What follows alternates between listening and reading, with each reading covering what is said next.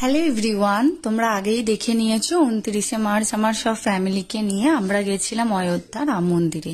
তো ব্লগটা শেয়ার করা হয়নি, ভাবলাম তোমাদের সাথে শেয়ার করি। দেখো, এটা আমাদের হাওড়া স্টেশনে, আমরা ওয়েট করছিলাম ট্রেনের জন্য। তো দেখো আমাদের ট্রেন চলে এসেছে। আমাদের হাওড়া থেকে ওই 8:30 নাগাদ ট্রেন ছিল। দেখো আমরা সবাই উঠে পড়েছি ট্রেনের মধ্যে। আর নেক্সট দিন আমাদের কিন্তু ওই 4:45 নাগাদ ট্রেনটা ছিল, আধা ঘন্টা মতো লেট করেছিল। তো আমরা দেখো সঠিক টাইমে পৌঁছে গেছি। এটা হচ্ছে অযোধ্যার স্টেশনটা। তো আমি তোমাদের প্রথম থেকে শুরু করে লাস্ট অবধি আমরা কখন কোন টাইমে কিভাবে ঘুরেছি সেটা দেখাবো। এই হচ্ছে আমাদের রুম। তো আমি প্রথমেই বলে দিই, এখানে রুম কিন্তু স্টার্টিংই কিন্তু নন এসি 1200 থেকে, তার কমে কিন্তু পাবে না। এখানে একটা ধর্মশালা আছে বিল্লা, যেটা মানে তোমাদের অনলাইনে দেখাচ্ছে 700 করে, এটা পুরোপুরি ফলস। আর একটা তোমাদের আমি বলে দিচ্ছি যে বিল্লা ধর্মশালা বা এখানে কোনো হোটেলে কিন্তু অনলাইন বুকিং হয় না। ভুল করেও অনলাইন বুকিং করবে না, অনেকে কিন্তু টাকা দিয়ে ফেসে গেছে। এই দেখো আমরা প্রথমেই রুম নিয়ে নিয়েছি, তারপর সন্ধ্যেবেলা সেই দিনই আমরা চলে এসেছিলাম রাম মন্দির দর্শনে। তো দেখো রাম মন্দিরে মানে একটু রাতের দিকেই আমরা পৌঁছেছিলাম, ওই 8টার দিক করে। তো সেই সময় অতটা ভিড় ছিল না, তো তাড়াতাড়ি আমরা মন্দির দর্শন করে দেখো প্রসাদ নিয়ে নিয়েছি। তারপর চলে গেছিলাম হনুমান গাড়িতে। তো পাশেই ছিল হনুমান গাড়ি, তো হনুমানজির মন্দিরে আমরা গিয়েছিলাম। তো দেখো তখন আমরা যখন ঢুকছি মুখের কাছটা গেটটা বন্ধ করে দিয়েছিল, তারপর কিছুক্ষণ পরে ওপেন করেছিল। ঠিক 9:30 নাগাদ আমরা হনুমান গাড়ি থেকে বেরোই। এই হচ্ছে ভিতরটা, প্রচন্ড ভিড় ছিল, মানে জাস্ট ঠেলাঠেলি করছিল, কারণ মন্দির বন্ধ হবে। তো আমরা দর্শন করে বেরিয়ে আসি। আর বলে দিই, আমরা ছিলাম শুক্লা হোটেলে, যেখানে ডবল বেড আমাদের 1200 টাকা করে পার ডে পড়েছিল। আর রুমটা কিন্তু খুবই ভালো ছিল, যেটা আমি দেখিয়ে দিয়েছি। আর সেই দিনকে আমরা খাওয়া দাওয়া করে হোটেলে চলে এসেছিলাম। এর পরের দিন সকালবেলা আমরা চলে গেছিলাম সরেয়ু নদীতে, যেখানে শ্রী রামজি বলা হয় যে জল সমাধি নিয়েছিল।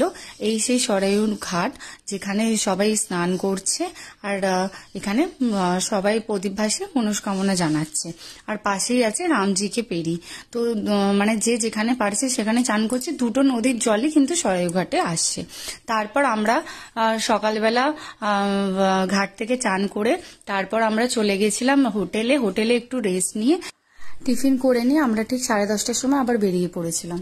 তো আমরা একটা গাড়ি কিন্তু ভাড়া করে নিয়েছিলাম। তো এক একজনের 100 টাকা করে পড়েছিল, যত পার্সেন্ট ছিল তার সেই হিসাবে আমরা দিয়েছিলাম। তো দেখো অনেক মন্দিরে ঘুরেছিলাম, 4 ধামে এসেছিলাম। এছাড়া অনেক মন্দির আছে যে ভিডিওগুলো আমি তোমাদের সাথে শেয়ার করে দিচ্ছি। তো সাইড ভিজিটটা আমার কিন্তু দারুণ লেগেছে। তো ওখানে আমরা ঘুরে নিয়ে মোটামুটি আমাদের ওই 12:30 1টার মধ্যে কিন্তু পুরো সাইড ভিজিটটা কমপ্লিট হয়ে গেছিল। আর এখানে কিন্তু সব মন্দির 12টার পরে কিন্তু বন্ধ হয়ে যায়, আবার 4টের পরে খোলে। তো তোমরা যারা যারা চাইছো যে মন্দির ভিজিট করবে তারা 12টার মধ্যে এন্ট্রি করো, আবার তোমরা 4টের পরে কিন্তু স্টার্ট করো দেখার জন্য। তো এখানে দেখো সমস্ত মন্দিরগুলো আমি দেখাচ্ছি। আর এই যে এটা হচ্ছে রামজি রসোই ঘর, যেটা তোমাদের সাথে আমি আগেও শেয়ার করেছিলাম। তারপর এখানে হনুমানজির মন্দির আছে। তো সাইডে অনেক কিছু আছে ঘোরার মতো, তো দেখে আমার খুব ভালো লাগলো। তারপর ওখানে কিন্তু প্রসাদ দিচ্ছিল। এই দেখো আমরা এখান থেকে প্রসাদ খেয়ে নিয়েছিলাম। তারপরে ওই 1টা মতো বেজে গিয়েছিল, আমরা আবার চলে গেছিলাম কিন্তু হোটেলে। তারপর ঠিক 4টে নাগাদ আমরা বেরিয়ে, এটা হচ্ছে দশরথ মহল, বলা হয় নাকি রামজির বাবা এখানেই রাজত্ব করতো। রাম ছোটবেলায় কিন্তু এখানেই মানুষ হয়েছে। আর এই সেই ফলটা যেটা রামজি খেত। আর এই সেই কনক ভবন, যেখানে বলা হয় যে এটা কৈকি মায়ের ছিল। ভগবান রামজি যখন বিয়ে করে এসেছিল, কৈকি মা সীতা মাকে মুখ দেখার সময় এই মহলটা গিফট করেছিল। আর রাম সীতা কিন্তু বিয়ের পরে বলা হয় নাকি এই মহলেই থাকতো। তো এটা কিন্তু মানে খুব ভালো লাগলো যে এরকম একটা জায়গায় আমি যেতে পেরেছি। স্বয়ং রামের জন্মস্থানে আমি এখন কিন্তু আছি। তো এই দেখো ভিতরের সেই মহলটা, যেটা মানে অপূর্ব দেখতে লাগছিল। আর বলে দিই, রাম মন্দিরে কিন্তু কোনোভাবে ফোন অ্যালাউ করে না। সামনে লকার আছে, লকারে রেখে তুমি কিন্তু যেতে পারবে, আবার এসে লকার থেকে নেবে, কিন্তু কোনোভাবে তোমাকে অ্যালাউ করবে না। আর তোমরা চাইলে কিন্তু অনলাইনে টিকিট বুকিং করতে পারো। তো আমি তোমাদের দেখিয়ে দেবো যে কিভাবে করবে। আর এই দেখো ভিতরে সেই জায়গাটা, আর তারপরেই দেখো আমি যেটা দিয়ে দেখছি সেখানে কিন্তু রামজিকে দেখা যাচ্ছে।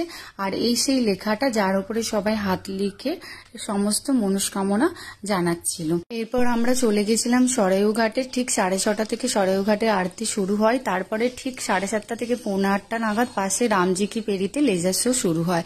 তো আমরা ভেবেছিলাম আরতি দেখার পরে তারপর আমরা লেজার শো দেখবো, কিন্তু সেই সময় লেজার শো বন্ধ ছিল, বলা হয় নাকি রামনবমীর পরে শুরু হবে। তো আমরা সেটা ওই জন্য দেখতে পারিনি। তোমরা যদি রাম মন্দিরের ভিআইপি পাস বুকিং করতে যাও ফ্রিতে, শ্রীরাম জন্মভূমিতে গিয়ে ফ্রি অনলাইন বুকিং করতে পারো। তো 15 দিন আগে বুকিং করবে।